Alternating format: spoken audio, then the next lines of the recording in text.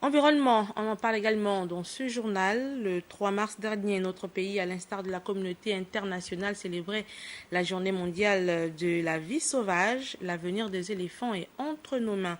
C'est le thème autour duquel des intelligences ont convergé au cours des différentes conférences débats organisées pour la circonstance.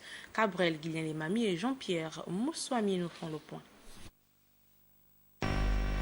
La célébration de la Journée mondiale de la vie sauvage, au-delà du discours circonstanciel du ministre de la Forêt, était l'occasion pour la Direction générale de la faune et des aires protégées de sensibiliser les apprenants à travers des conférences débats sur la problématique du commerce international et le trafic de l'ivoire qui menace la survie des éléphants.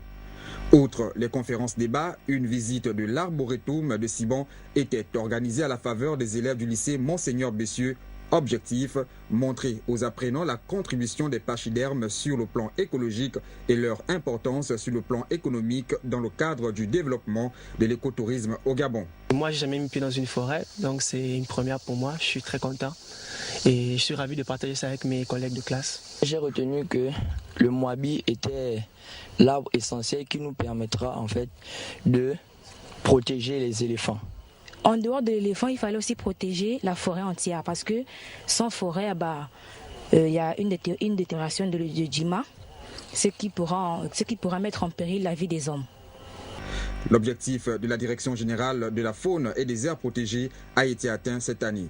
Les élèves ont été édifiés sur l'intérêt d'intensifier la lutte contre la criminalité liée aux espèces sauvages. Il a fallu que nous soyons à l'école pour édifier aux enfants qu'il faut protéger la forêt parce que sans forêt, il n'y a pas de vie. Nous avons même vu le cycle écologique de l'éléphant.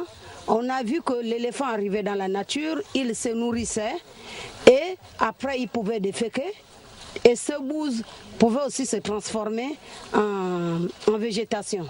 Et l'éléphant venait aussi se nourrir de cette plante. Donc nous avons intérêt à conserver l'éléphant dans notre pays.